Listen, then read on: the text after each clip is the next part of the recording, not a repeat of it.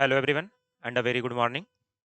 हमारा जो third unit चल रहा है वो मनी एंड बैंकिंग से रिलेटेड चल रहा है। और हम लोग यहाँ पे बैलेंस शीट को, एक कंपनी के बैलेंस शीट को पढ़ रहे थे और वहाँ पे हमने देखा था कि जो बैलेंस शीट होता है वहाँ पे जो एसेट साइड होता है और जो लाइबिलिटी साइड होता है वो दोनों इक्वल होता है एक कंपनी का। उसी चीज़ को ज़्यादा क्लियर करने के लिए हम अभी जो शुरू करने जा रहे हैं वहाँ पे एक नया एग्जाम्पल ले रहे हैं। वहाँ पे हम ले रहे हैं एग्जाम्पल एक बैंकिंग का, बैंकिंग इंस्टीट्यूशन का।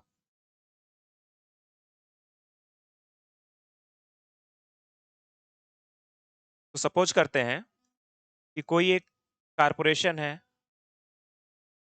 या एक ऑर्गेनाइजेशन है, वो खुद को किसी एक देश में, किसी एक स्टेट में एक बैंक के तरीके से रजिस्टर कराना चाहती है, बैंक का लाइसेंस लेना चाहती है।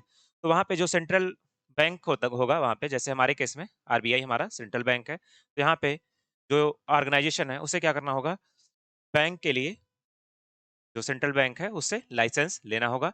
इस केस में ये ज़रूरी है कि जो ऑर्गेनाइजेशन है उसके पास एक minimum paid up capital available हो।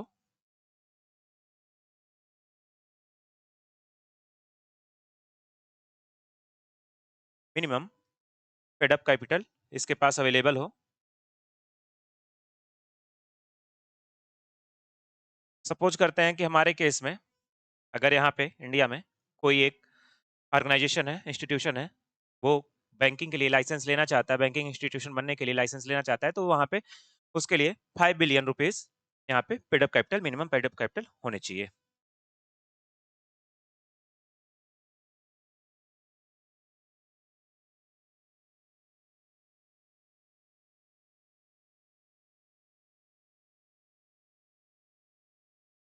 ठीक है? अब क्या होगा कि बैंक ने जो ऑर्गेनाइजेशन था उसने अपने अपने मिनिमम पेड अप कैपिटल को आरबीआई को दिखाया, सेंट्रल बैंक को दिखाया और वहाँ पे उसने लाइसेंस ले लिया। अब बैंक जब फॉर्म होगा तो बैंक के लिए क्या चाहिए होगा, यहाँ पे इंफ्रास्ट्रक्चर डेवलप करना होगा ऑर्गेनाइजेशन को।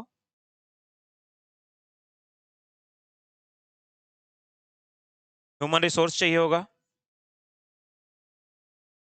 ठीक है? तो यहाँ पे जो ऑर्गेनाइजेशन होगा वो बैंकिंग इंस्टीट्यूशन को चलाने के लिए, ब्रांचेज ओपन करने के लिए यहाँ पे बैंक के हेडक्वार्टर ओपन करेगा, उसके अलग अलग ब्रांचेज अलग अलग जगहों पे ओपन करेगा। तो वहाँ पे इंफ्रास्ट्रक्चर चाहिए, वहाँ पे एम्प्लॉयज होंगे, ह्यूमन रिसोर्स चाहिए। मतलब वहाँ पे डिफरेंट तरीके के जो भी इंफ्रास्ट्रक्चरल नीड्स होंगी और जो भी ह्यूमन नीड्स होंगी उन सबको वहाँ पे वो डेवलप करेगा। जो कैपिटल है इसके पास उनका यूज करके यहाँ पे इस चीज को डेवलप करेगा। ठीक है? तो यहाँ पे हम समझते हैं कि जब यहाँ पे इंफ्रा बन गया, जब यहाँ पे ह्यूमन रिसोर्स आ गया, अब क्योंकि यहाँ पे बैंकिंग के लिए जो सोसाइटी है, यहाँ पे जो इंडिविजुअल्स इंडिविजुअल्स हैं, वो जो बैंकिंग फैसिलिटीज ये बैंक प्रोवाइड कर रहा है उसको लेने आएंगे। सपोज करते हैं कि जो सोसाइटी में लोग हैं उनके पास एक्सेस मनी पड़ी हुई है। ठीक है? एक्सेस मनी यहाँ पे लोगों के पास पड़ी हुई थी।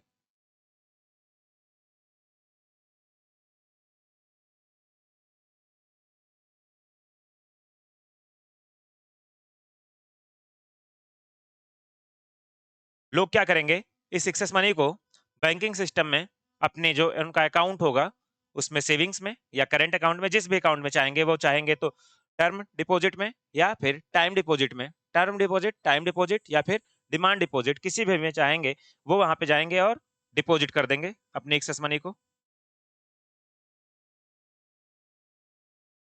अब जो मिनिमम पेड अप कैपिटल है, जो एक्सेस मनी जो लोगों ने डिपॉजिट किया है, इस पे बैंक को क्या देना होगा, जिन्होंने इस बैंक में जो अपना सेविंग अकाउंट ओपन कराया है या फिर यहाँ पे डिमांड डिपॉजिट, टर्म डिपॉजिट, जो इस भी तरीके की डिपॉजिट में जो भी उनको इंटरेस्ट मिलना है वो बैंक यहाँ पे लोगों को प्रोवाइड करेगा। अब बैंक को इनका इंटरेस्ट और इनकी जो प्रिंसिपल अमाउंट है इसको रिटर्न करने के लिए क्या करना होगा, बैंक को बिजनेस करना होगा। बैंक क्या बिजनेस करेगा?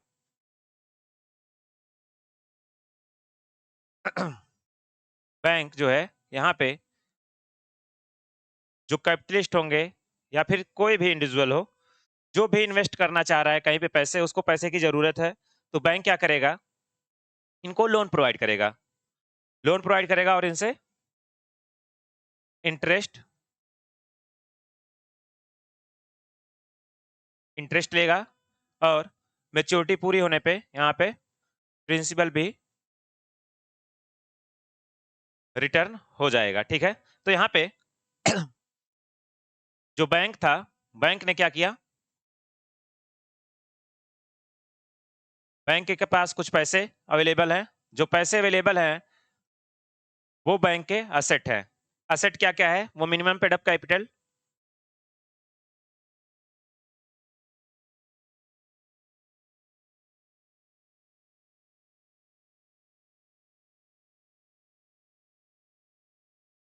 जो लोगों ने नेट टाइम एनडीटीएल, जो यहाँ पे डिमांड और टाइम लाइबिलिटीज यहाँ पे बैंक के पास जो लोगों ने जमा की है, जो यहाँ पे इन्होंने टोटल जमा किया है, और इसके ऊपर लाइबिलिटीज क्या क्या होंगी वो हैं। ठीक है, तो एसेट क्या है, एसेट वो पैसे हैं जिनका यूज करके बैंक अपने बिजनेस को चला रहा है। बिजनेस क्या था इसका, यहाँ पे जो यहाँ पे बैंक ने लोगों को लोन दिए हैं, और यहाँ पे जो इन्होंने इंफ्रास्ट्रक्चरल जो इनकी नीड्स थी उसको फॉर्म करने में जो भी इन्होंने यहाँ पे एक्सपेंस किया है, वो सब कुछ यहाँ पे बैंक का एसेट है। ठीक है, लाइबिलिटीज क्या है, लाइबिलिटीज यही जो मिनिमम पेड अप कैपिटल है, ये लाइबिलिटी है,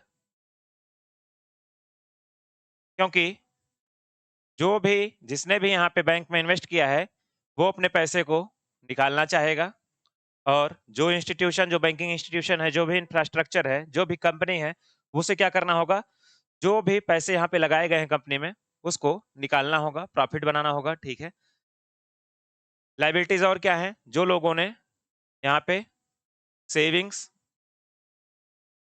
जमा की हैं, ये सारा कुछ यहाँ पे बैंक के ऊपर लाइबिलिटीज होगी। अब एसेट को हम क्या करें, एसेट को हम बदलते हैं। क्या था कि जो पेड अप कैपिटल था, जो यहाँ पे टाइम डिपॉजिट सारा कुछ आया हुआ था, वो क्या कहाँ गया, इंफ्रास्ट्रक्चर में।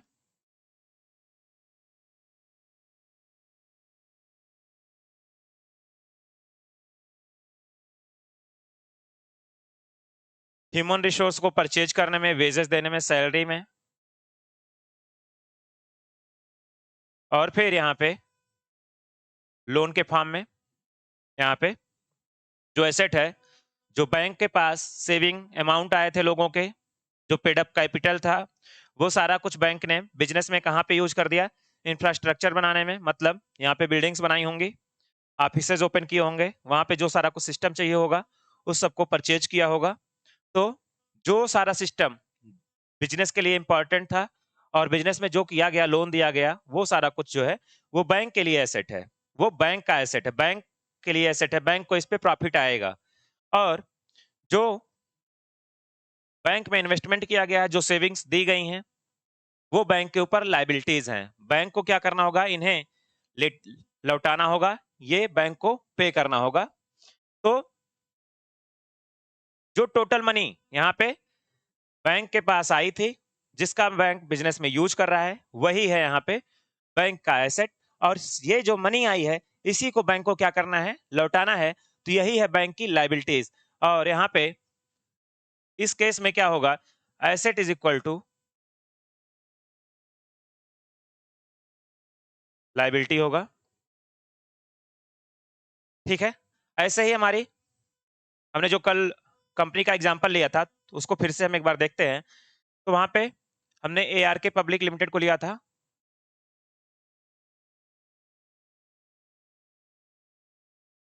हम बार बार यहाँ पे बैलेंस शीट को नहीं बनाने जा रहे हैं, यहाँ पे हम देखते हैं एक ही बार में सारे कुछ को सम कर लेते हैं। ठीक है, तो वहां पे क्या था कि जो ओनर था, हमारा ये एसेट साइड है,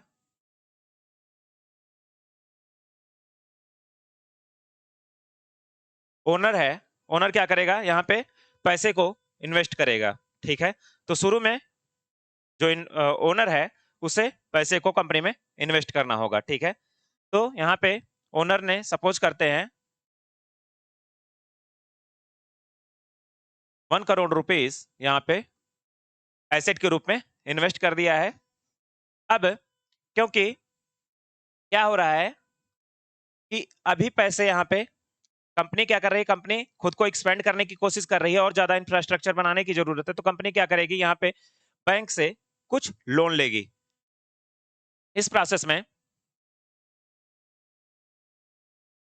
ठीक है, इस प्रोसेस में जो भी यहाँ पे पैसे आ रहे हैं वो एसेट होंगे। ठीक है, तो लोन लिखें या फिर जैसे भी लिखें, हम लिख लेते हैं कैश। सपोज करते हैं कि कंपनी ने 1 करोड़ रुपए यहाँ पे बैंक से बारो किए हैं, इंटरेस्ट पे, कुछ इंटरेस्ट पे। अब हम यहाँ पे देखते हैं कि हमारे पास लायबिलिटी साइड में क्या है। जब तक सिर्फ ओनर ने खुद के पैसे इन्वेस्ट किए थे, तब तक यहाँ पे जो कंपनी थी, कंपनी के पास क्या लायबिलिटी थी, सिर्फ ओनर की जो मनी थी, ओनर्स जो वैल्यू थी, वो लायबिलिटी थी।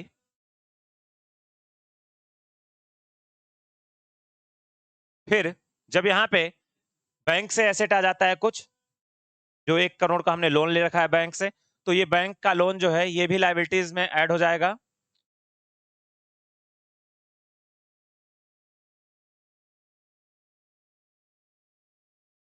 अभी की कंडीशन में क्या है कि फिर से जो बैंक जो कंपनी है एआर के प्राइवेट लिमिटेड, ये फिर से खुद को एक्सपेंड करना चाह रही है। ठीक है, यहाँ पे एक्सपेंड नहीं करना चाह रही है तो भी क्या करना चाह रही है, यहाँ पे इसकी इंफ्रास्ट्रक्चरल नीड्स बन गई हैं।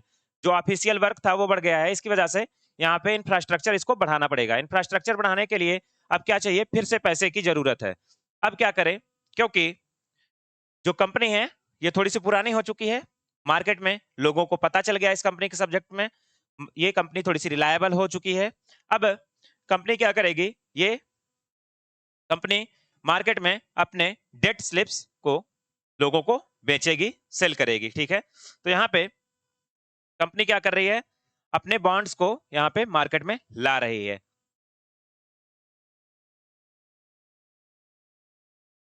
तो हम सपोज करते हैं कि कैश के रूप में फिर से कंपनी क्या कर रही है, 1 करोड़ रुपए यहाँ पे बॉन्ड के रूप में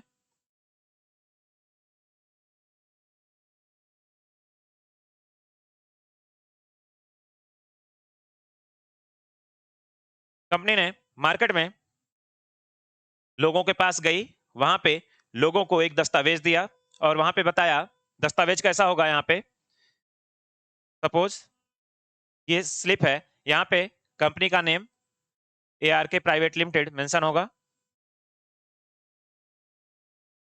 यहाँ पे कितने रुपए का ब्रांड बॉन्ड है वो मेंशन होगा, 100 रुपीज का बॉन्ड है सपोज कर लेते हैं। इंटरेस्ट रेट यहाँ पे मेंशन होगा, मैच्योरिटी पीरियड यहाँ पे मेंशन होगा, और जो कंपनी का ओरिजिनल यहाँ पे हस्ताक्षर है वो यहाँ पे होगा, जिससे कि इसका पता लग पाएगा कि ये कंपनी का जो है ओरिजिनल स्लिप है, ओरिजिनल बॉन्ड है। ठीक है, तो यहाँ पे ऐसे ही एक बॉन्ड होगा और यहाँ पे मार्केट में जाया जाएगा। जो लोग इस कंपनी को पहले से जान रहे होंगे, जो समझ रहे होंगे कि कंपनी रिलायबल है, कंपनी फ्यूचर में काम करेगी और प्रॉफिट बना पाएगी और जो हमसे पैसे ले रही है उसको लौटा पाएगी, कंपनी उन लोगों के पास जाएगी और उनसे सपोज करते हैं कि 1 करोड़ रुपए 100 रुपीज के पीस में 100 रुपीज का स्लिप बनाएगी और 1 करोड़ रुपए वो मार्केट से उठाएगी। ठीक है,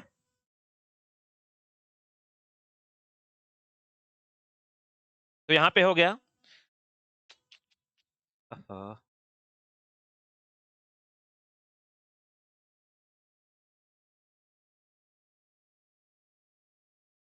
ठीक है, तो यहाँ पे कंपनी ने गलती से यहाँ पे इरेज हो गया पूरा। एसेट और लाइबिलिटीज की हम बात कर रहे थे। एसेट जो था ओनर की मनी थी यहाँ पे 1 करोड़ रुपए, लाइबिलिटी साइड में भी यही था, सेम था हमारे पास। फिर यहाँ पे लोन ले लिया गया था बैंक से 1 करोड़ रुपए का, सेम यहाँ पे ये भी था। और फिर हमने बात किया कि यहाँ पे मार्केट में बॉन्ड दिए गए 1 करोड़ रुपए के, 100 रुपीज के। यहाँ पे 10 लाख बॉन्ड दिए गए, सेल किए गए, ठीक है। 100 रुपीज के 10 लाख बॉन्ड सेल किए गए यहाँ पे मार्केट में। तो यहाँ पे 1 करोड़ रुपए यहाँ पे भी जुड़ गए। और फिर अब क्या है कि कंपनी, सपोज करते हैं कंपनी जो है वो चाह रही है कि कंपनी अब अपने जो बिजनेस है इसको डाइवर्सिफाई करे, या जो ओनर है कंपनी का, जिसने शुरू में कंपनी को शुरू किया था, आर के प्राइवेट लिमिटेड को शुरू किया था, वो चाह रहा है कि यहां से कुछ पैसे निकाले और वो एक दूसरी कंपनी शुरू करे। इस केस में क्या करना होगा उसे कि यहाँ पे जो उसके पास कंपनी का ओनरशिप मौजूद है 1 करोड़ रुपए, इसमें वो क्या करेगा कि मार्केट में जाएगा और अपनी सिक्योरिटीज जो है, ठीक है, जो शेयर्स हैं मार्केट के, इसको सेल करेगा प्राइमरी प्राइमरी मार्केट में, ठीक है। तो यहाँ पे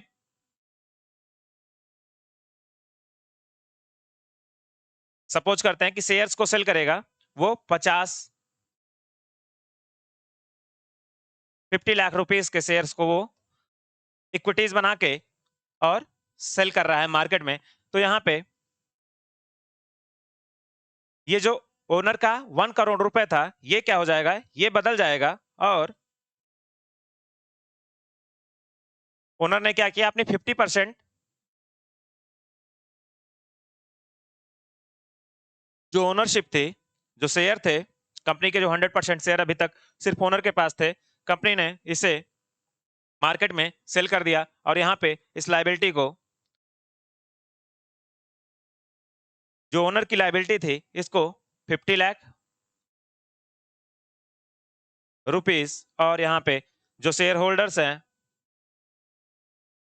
उनके ऊपर लाइबिलिटीज 50 लाख रुपए की कर दी, ठीक है। तो यहाँ पे कंपनी ने, अब कंपनी जो है ये जो 50 लाख का शेयर जो मार्केट में ला रही है, वो कंपनी चाहे तो यहाँ पे वो इक्विटी के बेस पे आए और पांच पांच पांच टुकड़ों में, मतलब 10-10% के 3 टुकड़े करे शेयर्स के। जो 50% शेयर जो ओनर सेल कर रहा है उसका चाहे तो वो 5-5% का 10 शेयर करे, 10-10% का 5 शेयर करे, या फिर जिस भी चाहे, जिस भी फॉर्म में चाहे वो उन इक्विटीज में इसको ब्रेक करे और यहाँ पे मार्केट में लाए। और जो भी, क्योंकि कंपनी प्रॉफिट बनाने लगी है, कंपनी जो है वो बहुत रिलायबल हो चुकी है, लोगों को दिख रहा है कि कंपनी में बहुत ज्यादा प्रॉफिट है, तो अब कम लोग क्या करेंगे, जो कंपनी के शेयर्स होंगे इसको परचेज करने के लिए आगे आएंगे। और यहाँ पे जिस भी फॉर्म में, यहाँ पे जिस भी इक्विटी के टुकड़े के रूप में यहाँ पे ये बॉन्ड जो है, जो शेयर है, मार्केट में उतारा जाएगा, लोग क्या करेंगे, इसको परचेज करेंगे। तो यहाँ पे हमने देखा कि जो कंपनी, जो ओनर है या फिर जो कंपनी है, ये पैसे जब मार्केट से उठा रही है तो ये दो तरीके से उठा रही है, ठीक है। जब मार्केट से या फिर जनरल पीपल के बीच से जब पैसे निकाल रही है कंपनी, तो यहाँ पे दो तरीके से, एक यहाँ पे है बॉन्ड। बॉन्ड में हमने देखा था कि क्या मेंशन होता है, बॉन्ड में मेंशन होता है कि कितने रुपए का ये बॉन्ड है, इसका मैच्योरिटी पीरियड क्या है, इसका इंटरेस्ट क्या है, ठीक है। तो बॉन्ड क्या है, एक तरीके की फाइनेंशियल इंस्ट्रूमेंट है। शेयर्स में हमने देखा कि शेयर्स में क्या होता है कि कंपनी जो होती है शेयर होल्डर को डिविडेंड प्रोवाइड करती है, प्रॉफिट प्रोवाइड करती है, ठीक है। यहाँ पे जो शेयर होता है इसका कोई टाइम पीरियड नहीं होता है। जो शेयर होता है हम इसको बोलते हैं इक्विटी फाइनेंशियल इंस्ट्रूमेंट। और जो हमारा, जहां पे हमें एक फिक्स्ड इंटरेस्ट देना है, वो हमारा होता है डेप्ट सिक्योरिटीज। हम इसको अगले साइड में देखते हैं। तो यहाँ पे ये जो सारा है, जो दोनों था, बॉन्ड जो था और जो शेयर था, इसको हम पढ़ते हैं सिक्योरिटीज में।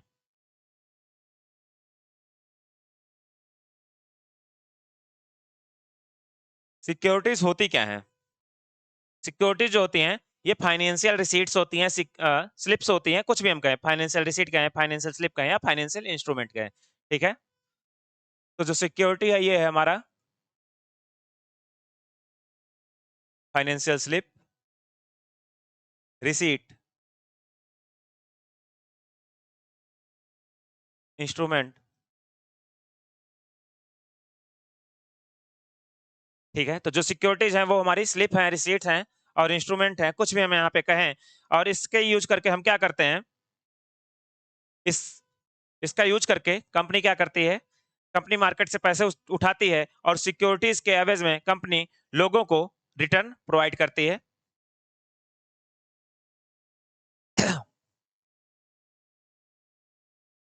रिटर्न प्रोवाइड करती है और जो जो सिक्योरिटीज होती हैं ये होती हैं ट्रेडेबल।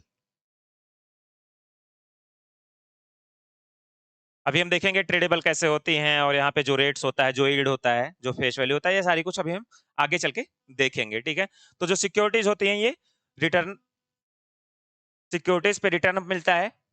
ठीक है, और ये जो सिक्योरिटीज हैं अगर आप रिटर्न का जो पीरियड है, जो मेच्योरिटी पीरियड है, अगर तब तक वेट नहीं कर पाते हैं तो आपको क्या करना है, आप इसको मार्केट में ट्रेड भी कर सकते हैं। ठीक है, जो सिक्योरिटीज होती हैं दो तरीके की होती हैं, एक है इक्विटी और एक है डेट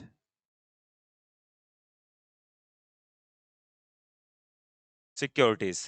ठीक है, जो इक्विटी होती है इस पे जो इक्विटी होल्डर है, जो शेयर होल्डर है, उसे क्या मिलता है, उसे यहाँ पे जो कंपनी जब प्रॉफिट बनाती है तो यहाँ पे जो प्रॉफिट बना रही है उसमें जितना परसेंट शेयर जो इक्विटी होल्डर है, जो शेयर होल्डर है, जितना परसेंट वो शेयर होल्ड करता है उस एवज में उसे यहाँ पे जो कंपनी प्रॉफिट बना रही है वो मिलता है, जो डिविडेंड बना रही है वो मिलता है। ठीक है, तो यहाँ पे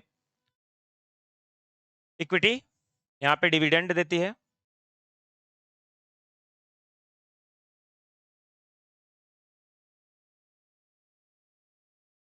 इक्विटी से यहाँ पे डिविडेंड मिलता है। इक्विटी क्या है, शेयर है, तो यहाँ पे कंपनी की ओनरशिप भी मिलती है, कंपनी के मैनेजमेंट में एक से होता है। यहाँ पे और क्या होता है, कंपनी को क्या कर रहे हैं, कंपनी के ओनरशिप, कंपनी का मैनेजमेंट।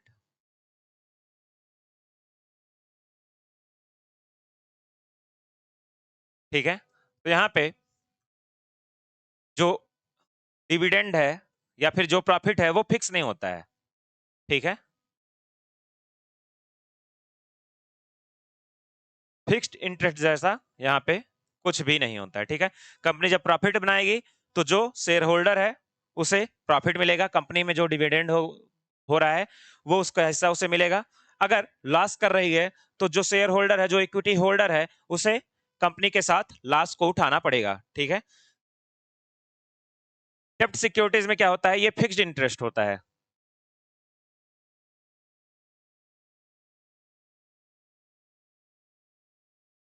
यहाँ पे जो होल्डर है उसे कितना यहाँ पे इंटरेस्ट मिलेगा वो चीजें यहाँ पे फिक्स होती हैं, और ये बारोइंग होती है,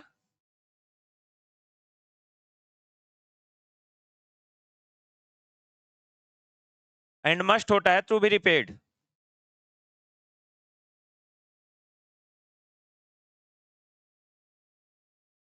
मतलब जो आपने शुरू में पैसे यहाँ पे इन्वेस्ट किए हैं वो कंपनी के लिए मस्ट है कि जब आपकी मेच्योरिटी पीरियड ओवर हो जाए तब आपको कंपनी वो जो आपने प्रिंसिपल यहाँ पे कंपनी को दिया था वो कंपनी आपको लौटाए। लेकिन इक्विटी के केस में ऐसा कुछ भी नहीं है, क्योंकि आप यहाँ पे शेयर होल्डर हैं, मालिकाना हक है आपका, आपकी ओनरशिप है, तो आप यहाँ पे अपनी जो ओनरशिप है इसको ट्रेड भले कर सकते हैं, लेकिन आप कंपनी को, जो कंपनी में मेजॉरिटी शेयर होल्डर है, उसको फोर्स नहीं कर सकते हैं कि वो आपके जो शेयर्स हैं उनको परचेज करे और उनको रिटर्न करे अपने पास, और आपने जो इन्वेस्ट शुरू में किया था वो आपको लौटाए। ठीक है, तो यहाँ पे डेब्ट सिक्योरिटी के केस में यहाँ पे मस्ट टू बी रिपेड है, जो आपने शुरू में इनिशियल पैसे लगाए थे वो आपको कंपल्सन है कंपनी के पास कि जब मेच्योरिटी पीरियड ओवर हो तो आपको वो लौटाए ही लौटाए। अदरवाइज आप ये ट्रेडेबल भी है, ट्रेड भी कर सकते हैं, लेकिन अगर एक बार मेच्योरिटी पीरियड ओवर हो गया है तो कंपनी के ऊपर ये बाइंडिंग है कि वो कंपनी जो आपको डेब्ट सिक्योरिटी जिन्होंने खरीदी, जब खरीदी थी तो जो पैसे उन्होंने कंपनी को दिए थे वो कंपनी उनको लौटाए। ठीक है, इश्यूअर ऑफ सिक्योरिटी कौन होता है, यहाँ पे एक टर्म है इश्यूअर ऑफ सिक्योरिटी।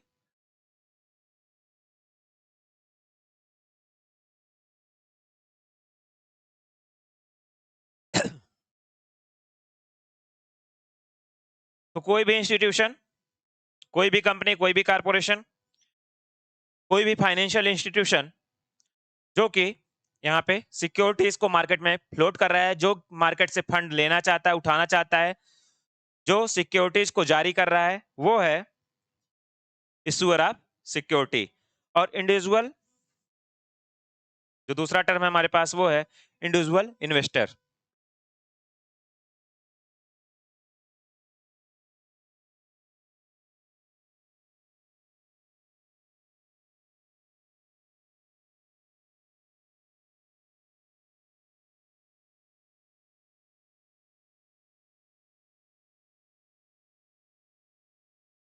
ठीक है, तो इंडिविजुअल इन्वेस्टर कौन है? जो यहाँ पे सिक्योरिटीज को परचेज कर रहा है, जो इक्विटीज को परचेज कर रहा है। मतलब जो इंडिविजुअल इन्वेस्टर है, ये दो तरीके का है। ठीक है, कौन है? एक इक्विटी होल्डर है और एक डेप्ट सिक्योरिटी होल्डर है। ठीक है, हमने देखा डेट सिक्योरिटी में क्या होता है, फिक्स्ड इंटरेस्ट इंटरेस्ट होता है, कंपनी को ये देना ही देना है। कंपनी घाटे में हो, नुकसान में हो, फायदे में हो, आपको वो फिक्स्ड इनकम मिलनी ही है। कंपनी बहुत ज्यादा प्रॉफिट में है तो ऐसा नहीं है कि वो प्रॉफिट बढ़ जाएगा, जो वहां पे फिक्स किया गया है वही आपको मिलेगा। तो डेट सिक्योरिटी के केस में क्या है, रिस्क कम होता है। रिस्क कम होता है तो प्रॉफिट भी कम होता है। जो पहले से इंटरेस्ट फिक्स किया गया है वही मिलेगा। कंपनी बहुत ज्यादा तेजी से ग्रो कर रही है, उससे आपका कोई लेना देना नहीं है। जो आपको पहले इंटरेस्ट फिक्स कर दिया गया था वही आपको यहाँ पे मिलेगा। लेकिन इक्विटी के केस में क्या है, इक्विटी के केस में आपको जो रिस्क है वो ज्यादा है। जब कंपनी लॉस बनाएगी तो आपको लॉस इनकर करना पड़ेगा। ठीक है, लेकिन जब कंपनी प्रॉफिट बनाएगी तो क्या होगा, आपका प्रॉफिट भी बढ़ेगा, आपका डिविडेंड जो हिस्सा है वो भी बढ़ेगा, कंपनी के जो शेयर्स है उनकी वैल्यूएशन भी बढ़ेगी। तो जब कंपनी की वैल्यूएशन बढ़ेगी तो जो शेयर कल को आपने 100 रुपीज में परचेज किया था, यहाँ पे इसकी वैल्यूएशन बढ़ के हो जाएगी 200 रुपीज। तो जब आप कंपनी के शेयर्स को मार्केट में ट्रेड करना चाहेंगे, जो सेकेंडरी मार्केट, वहां पे जब जाएंगे ट्रेड करने, तो वहां पे जब आपने खरीदा था तो 100 रुपीज में खरीदा था, लेकिन जब आप वहां पे ट्रेड करने जाएंगे सेकेंडरी मार्केट में तो यहाँ पे ये आपको 200 रुपीज देके जाएगा। ठीक है, तो यहाँ पे इक्विटी के केस में रिस्क भी ज्यादा है, लेकिन यहाँ पे जब कंपनी प्रॉफिट बनाने लगती है, जब इंटरेस्ट ज्यादा प्रॉफिट बनाने लगती है तो आपको यहाँ पे उतना भी फायदा भी होता है। और यहाँ पे जो इंटरेस्ट रेट है वो फिक्स नहीं है, आपको यहाँ पे ओनरशिप मिलती है, मैनेजमेंट मैनेजमेंट में आपको रोल होता है, फिक्स्ड इंटरेस्ट नहीं होता है। ठीक है, आगे हम देखते हैं यहाँ पे गवर्नमेंट सिक्योरिटीज के सब्जेक्ट में यहाँ पे हम पढ़ने जा रहे हैं।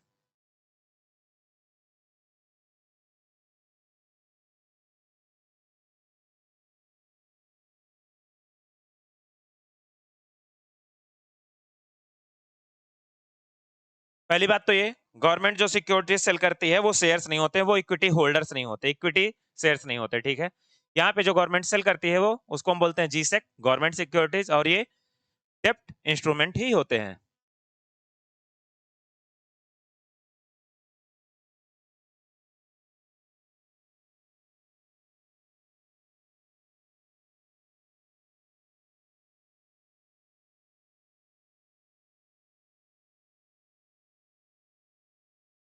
ठीक है, ये जो गवर्नमेंट सिक्योरिटीज निकालती है, ये सेम जैसे कंपनी हम पीछे देख रहे थे, जैसे कंपनी क्या करती थी, वहां पे अपनी डेप्ट सिक्योरिटीज को ला रही थी, सेम उसी तरीके से जो गवर्नमेंट की सिक्योरिटीज होती है सेम होता है। यहाँ पे इनका भी इंटरेस्ट जो होता है वो फिक्स होता है। सॉरी, जो यहाँ पे इनका इंटरेस्ट है वो फिक्स है, मेच्योरिटी पीरियड फिक्स है, सारा कुछ यहाँ पे फिक्स होता है। ठीक है, अब जो गवर्नमेंट की सिक्योरिटीज होती है ये कितने तरीके की होती हैं, ये कितने तरीके में, कितने टाइप्स में डिवाइडेड है? ये जो गवर्नमेंट की सिक्योरिटीज है ये 4 टाइप्स में डिवाइडेड है।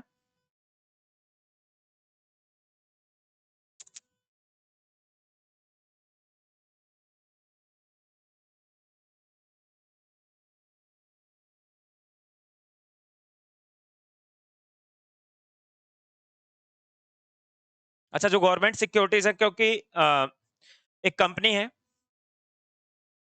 उसको प्राइवेट इंडिविजुअल जो है चला रहा है। ठीक है, उसके पास जो कैपेसिटी है, जो रिसोर्सेज है वो लिमिटेड हो सकते हैं, लेकिन जो गवर्नमेंट है उसका जो टोटल रिसोर्सेज जो उसके पास है वो बहुत ज्यादा है। जो देश की टोटल कैपिटल है, जो देश का टोटल रिसोर्स है वो गवर्नमेंट का रिसोर्स है। तो जो गवर्नमेंट के पास रिसोर्सेज हैं वो ज्यादा हैं। ठीक है, तो जो गवर्नमेंट के पास जब रिसोर्सेज ज्यादा हैं तो इसका जो डिफॉल्ट होने का जो चांस है वो भी बहुत कम है। ठीक है, क्योंकि इसके पास रिसोर्सेज ज्यादा है। तो यहाँ पे जो गवर्नमेंट सिक्योरिटीज हैं इनका डिफॉल्ट चांस ऑलमोस्ट प्रैक्टिकली नील होता है।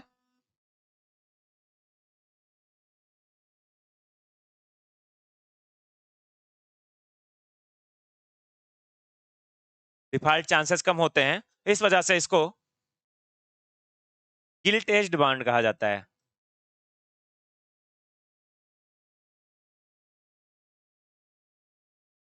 ठीक है, इस वजह से इसको गिल्ट एज्ड बॉन्ड कहा जाता है, risk free guilt aged bond. ठीक है, अब हमने पिच देखा कि यहाँ पे, इसके पहले हम एक और समझ लें बात कि क्या है कि जिसके डिफॉल्ट के चांसेस ज्यादा होंगे, ठीक है, जैसे एक कंपनी है, जैसे टाटा, टाटा की कंपनी है, ये मार्केट में बहुत दिनों से है, एक कोई नई कंपनी आती है और एक गवर्नमेंट है। ठीक है, तो यहाँ पे गवर्नमेंट के जो डिफॉल्ट के चांसेस है वो सबसे कम है।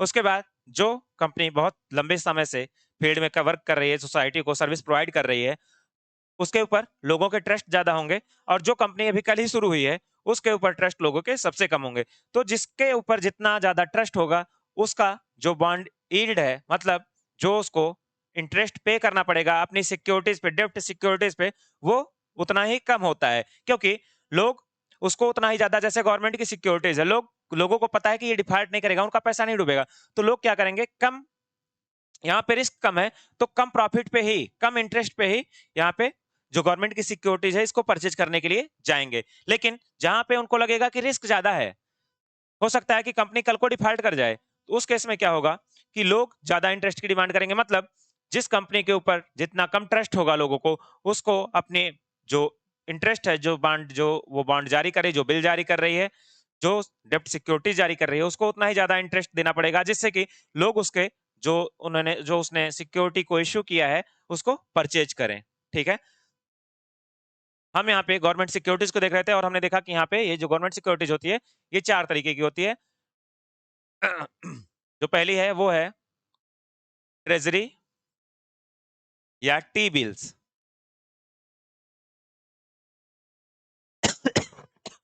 जो सिक्योरिटीज होती हैं ये भी 2 तरीके की होती हैं। ठीक है, ट्रेजरी बिल्स, एक होता है बिल, एक होता है बॉन्ड। बिल वो है जिसका टाइम पीरियड, जो जिसका मेच्योरिटी पीरियड 1 साल से कम का है, वो है बिल, और जिसका मेच्योरिटी पीरियड 1 साल से ज्यादा का है उसे हम कहते हैं बॉन्ड।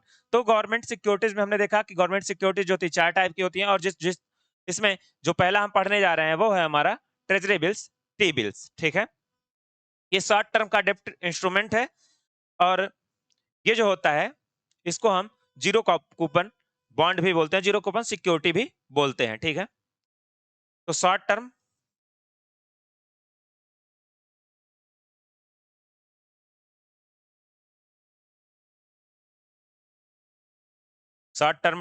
डेट इंस्ट्रूमेंट है।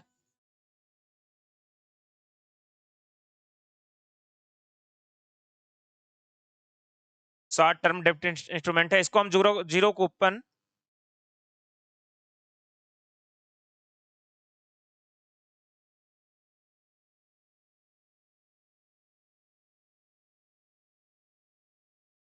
इसको हम जीरो कूपन इंस्ट्रूमेंट भी कहते हैं। जीरो कूपन इंस्ट्रूमेंट क्यों? ठीक है, जीरो कूपन इंस्ट्रूमेंट हम इसे क्यों कहते हैं?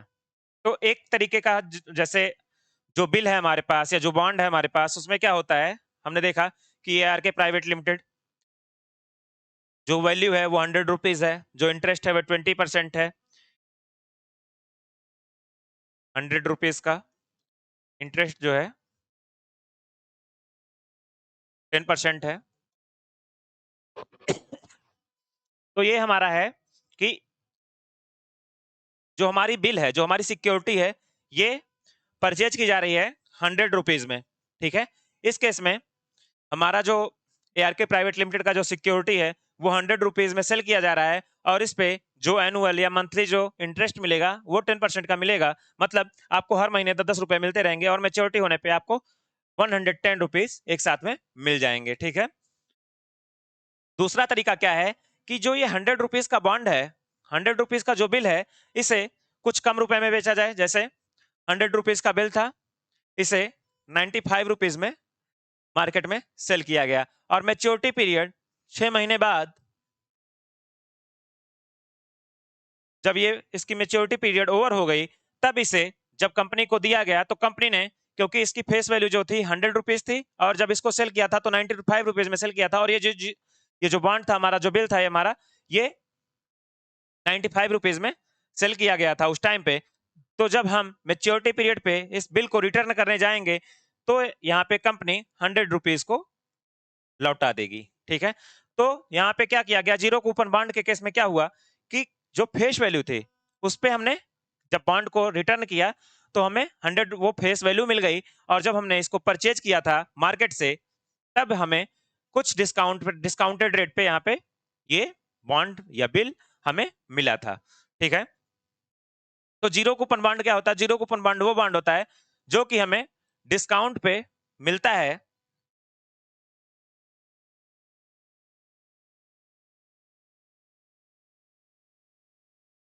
डिस्काउंटेड रेट पे परचेज होता है,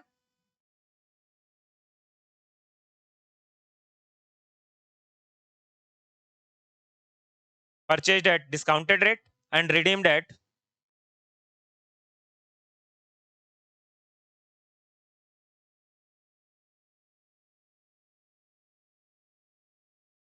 जो इसकी फेस वैल्यू होती है जो यहाँ पे लिखा होता है उस पे इसको रिडीम किया जाता है। ठीक है, तो ये हमारा हुआ ट्रेजरी बिल्स, टी बिल्स, जिसे हम जीरो कूपन बिल भी कहते हैं, जीरो कूपन सिक्योरिटीज भी कहते हैं, और इसे डिस्काउंटेड रेट पे इशू किया जाता है, और जब रिडीम किया जाता है तो इसको इसके फेस वैल्यू पे किया जाता है। ये जो ट्रेड किया जाता है, इसका जो ट्रेड किया जाता है वो मनी मार्केट में किया जाता है। हम जब आगे फाइनेंशियल मार्केट को समझेंगे तो वहां पे हम देखेंगे कि जो फाइनेंशियल मार्केट होता है वो कितने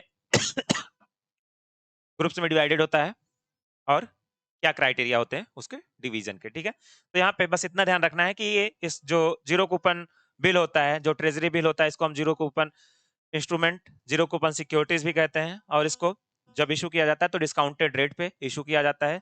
मतलब जब हम इसको परचेज करते हैं तो हम डिस्काउंटेड रेट पे परचेज करते हैं, और जब हम रिडीम कराने जाते हैं, जब हमारा मेच्योरिटी पीरियड जब सिक्योरिटी का मेच्योरिटी पीरियड पूरा हो जाता है तो इसे हम फेस वैल्यू पर रिडीम करा लेते हैं, और जो इसको ट्रेड किया जाता है इसको मनी मार्केट में ट्रेड किया जाता है। बस इतना ध्यान रखना है हमें।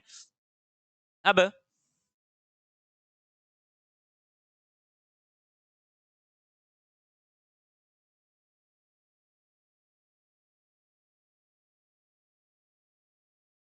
अब जो हमारा दूसरा गवर्नमेंट सिक्योरिटीज में हमने देखा कि गवर्नमेंट सिक्योरिटीज जो होती हैं चार तरीके की होती हैं। पहला हमने पढ़ा ट्रेजरी बिल्स के सब्जेक्ट में पढ़ लिया। अब दूसरा हमारा जो है वो कैश मैनेजमेंट बिल है, सीएमबीज, कैश मैनेजमेंट बिल।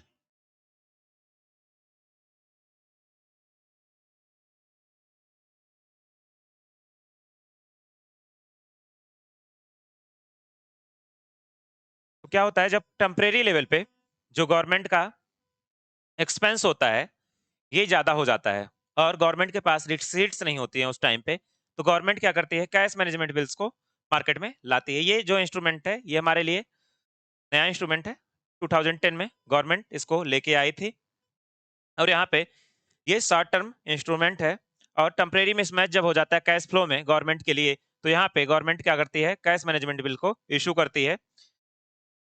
इसकी जो सारी क्वालिटीज होती हैं वो ट्रेजरी बिल्स की होती हैं। बस यहाँ पे जो एक चीज लिमिटेड है ट्रेजरी बिल से वो ये कि जो कैश मैनेजमेंट बिल होती है इसका जो टाइम पीरियड या मेच्योरिटी पीरियड होता है वो 91 डेज का ही होता है।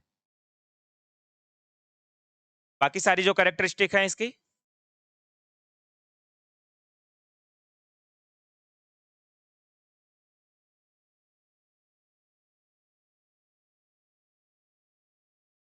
वो टी बिल्स के जैसी ही हैं। मतलब डिस्काउंटेड रेट पे इशू किया जाएगा, फेस वैल्यू पे रिडीम किया जाएगा, मनी मार्केट में ट्रेड किया जाएगा।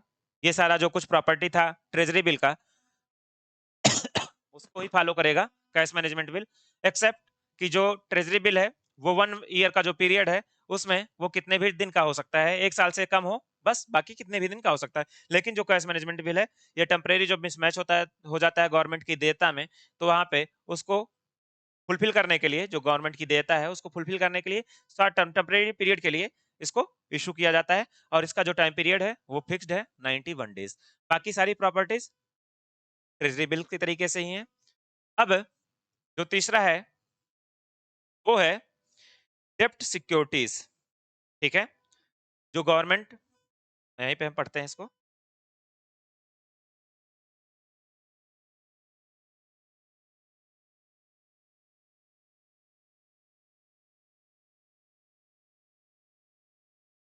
जो तीसरा टाइप है गवर्नमेंट सिक्योरिटीज का, वो है डेटेड सिक्योरिटीज।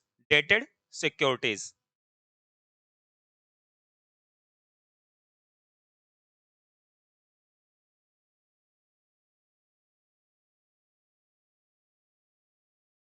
पहले दोनों हमने पढ़े।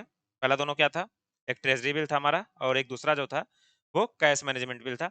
यहाँ पे अब हम पढ़ने जा रहे हैं डेटेड सिक्योरिटीज के सब्जेक्ट में।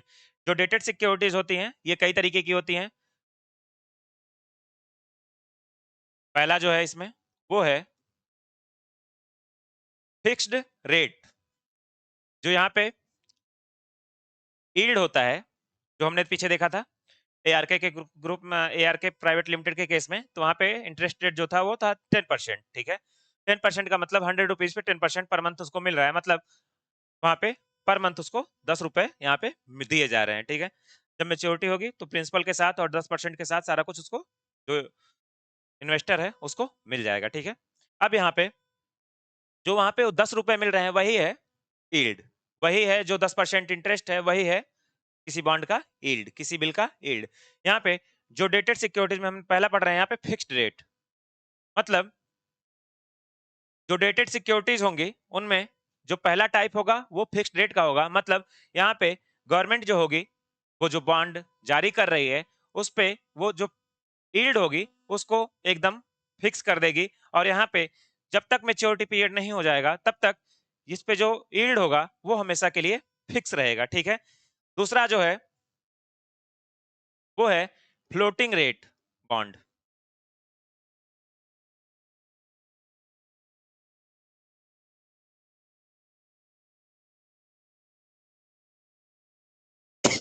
यहाँ पे जो बॉन्ड की यील्ड होगी वो फिक्स नहीं की जाएगी। ठीक है, यहाँ पे जो यील्ड होगी वो फिक्स नहीं रहेगी। जो ट्रेजरी बिल्स का रेट चलता रहेगा मार्केट में,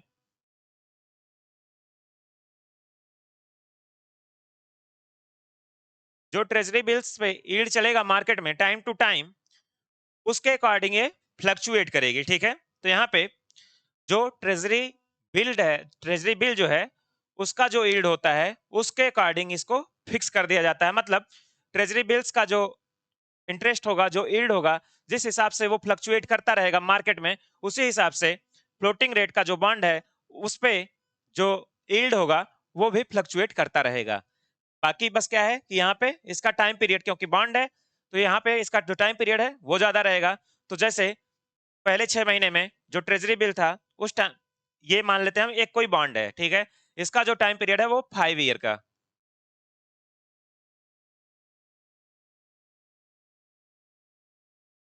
हम मान लेते हैं कि इसका जो टाइम पीरियड है वो 5 ईयर का है। ठीक है, इसी टाइम पे शुरू शुरू में ही जब ये जारी होता है उस टाइम पे कोई एक ट्रेजरी बिल गवर्नमेंट जारी करती है, और यहाँ पे जो यील्ड होता है वो होता है 5% का। ठीक है, अब जब फ्लोटिंग रेट बॉन्ड जो है उसी टाइम पे ये भी जारी किया जाता है, तो शुरू में उसका जो टाइम पीरियड होगा, जो उसका यील्ड होगा वो 5% का होगा। लेकिन मान सपोज करते हैं कि 6 महीने बाद फिर से गवर्नमेंट क्या करती है, फिर से ट्रेजरी बिल्स को इशू करती है।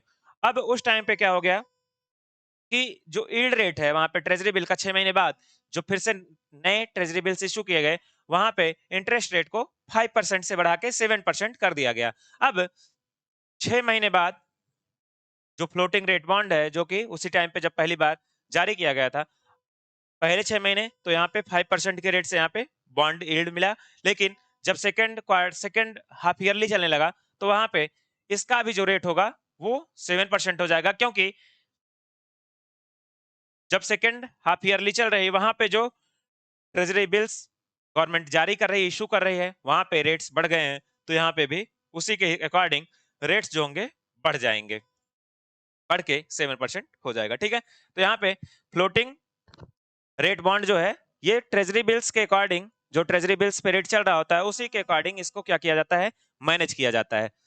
जो तीसरा डेटेड सिक्योरिटीज में यहाँ पे बॉन्ड सिक्योरिटीज टाइप है वो है इन्फ्लेशन इंडेक्स्ड बॉन्ड।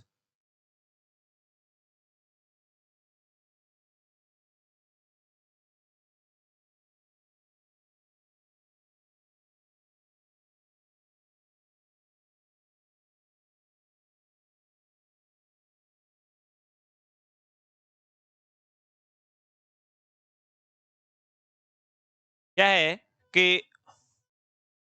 अगर हम पैसे बैंक में रखते तो बैंक भी हमें कुछ यहाँ पे इंटरेस्ट देता। अगर हम पैसे को अपने पास रखते तो क्या होता, पैसा इन्फ्लेशन की वजह से डिवेल्युएट हो जाता।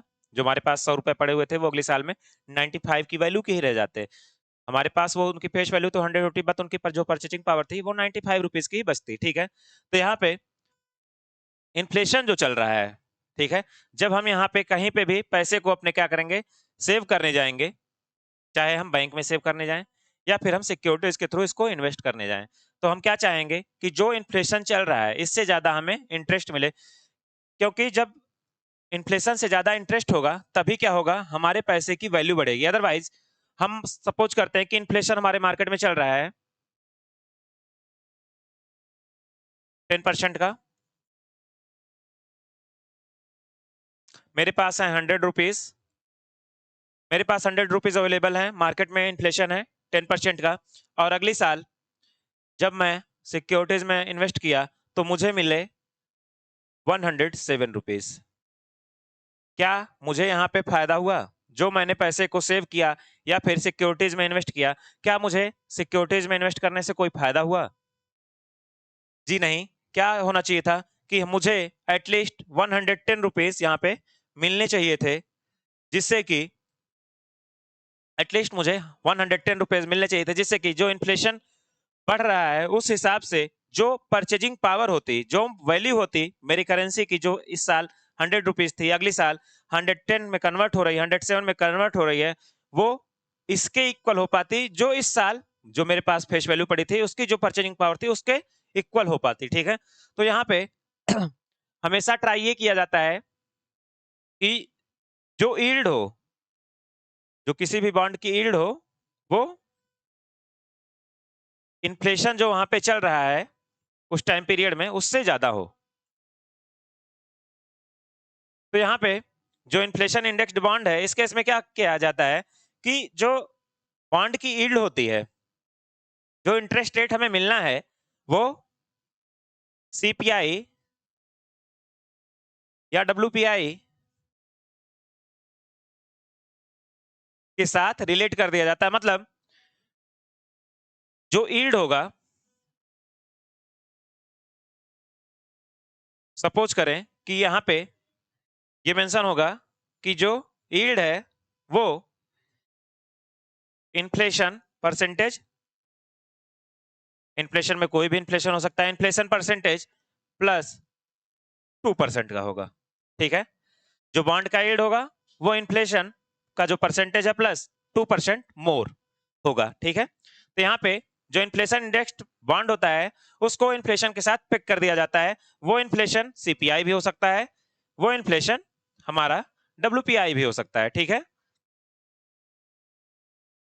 जो चौथी तरीके का यहाँ पे है वो है स्पेशल सिक्योरिटी। जैसे आप लोगों ने सुना होगा ऑयल सिक्योरिटीज के सब्जेक्ट में, energy securities, fertilizer securities, fertilizer bond, oil bond, इन सब के सब्जेक्ट में सुना होगा। तो ये हमारी होती है स्पेशल सिक्योरिटीज। और एक और है, वो है सॉवरेन गोल्ड बॉन्ड।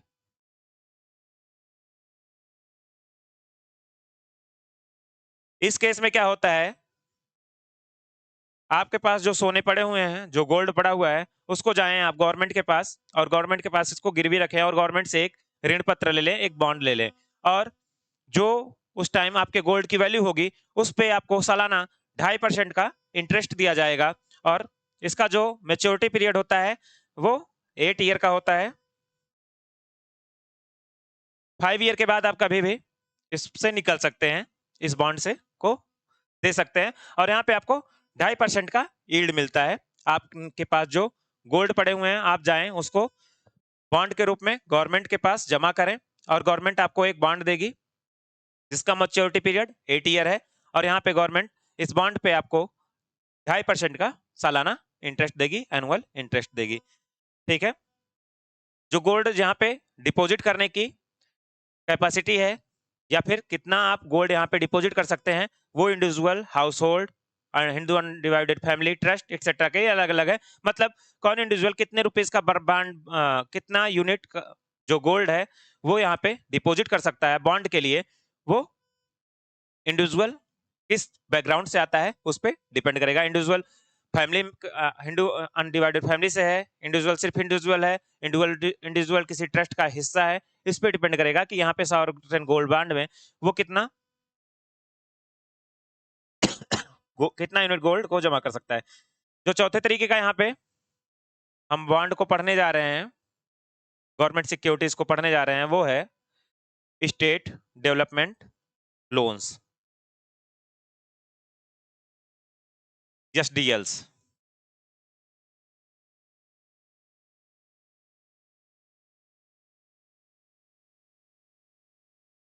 ये भी एक तरीके का बॉन्ड है।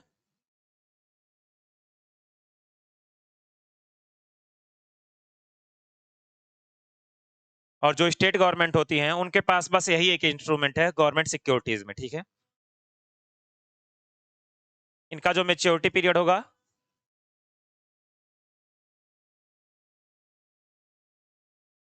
वो 1 ईयर से कम नहीं हो सकता है।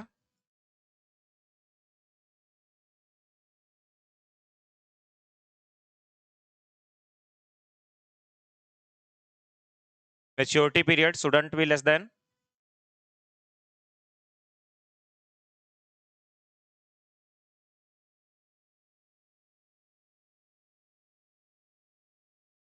1 ईयर से कम नहीं हो सकती इनकी मेच्योरिटी पीरियड।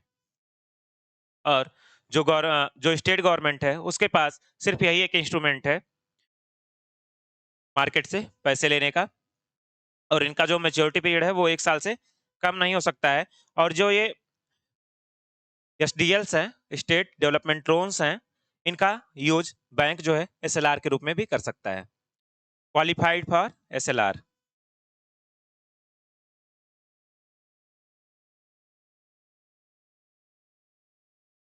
एसएलआर क्या होता है हम आगे पढ़ेंगे। तो क्या होता है, बैंक जो काम कर रहा होता है, बैंक को अपने पास एक रिजर्व रखना होता है कुछ पैसों का, कि जब कभी इमीडिएट नीड पड़ जाए, टेम्परेरी बेस पे अचानक से नीड पड़ जाए, तो बैंक का जो कार्य है वो रुकने ना पाए। इसकी वजह से क्या होता है, एसएलआर यहाँ पे बैंक को अपने पास रखना होता है। तो जो स्टेट डेवलपमेंट लोन के रूप में जो बॉन्ड मिलेंगे, जो ऋण पत्र, जो स्टेट डेवलपमेंट बॉन्ड है, इसको कोई इंडिविजुअल भी परचेज कर सकता है, कोई बैंक भी परचेज कर सकता है। तो जब बैंक परचेज करेगा तो यहाँ पे जो मॉनेटरी वैल्यू का इसका बॉन्ड होगा, वो बॉन्ड बैंक अपने पास एसएलआर में रख सकता है। इस लाइन का यही मतलब है कि जो बॉन्ड बैंक ने परचेज किया है उसको एसएलआर के रूप में बैंक अपने यहाँ पे रख सकता है, और दिखा सकता है कि जो मेरा रिजर्व है, जो मेरा रिजर्व का रिक्वायरमेंट था, उसमें ये जो बॉन्ड है ये भी वैल्यू क्रिएट करता है, और ये हमने जो रुपए के रूप में रखने थे हमने इसको बॉन्ड के रूप में रखा हुआ है, ठीक है।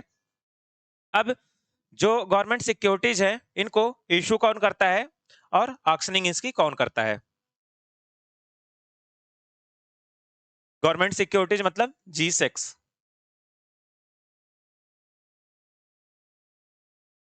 गवर्नमेंट को पैसे की जरूरत है, इसको इशू कौन करेगा, इशूइंग अथॉरिटी कौन है, जो देश की सेंट्रल बैंक है, हमारे केस में आरबीआई, ये इसको इशू करेगी और इसका ऑक्शनिंग करेगी।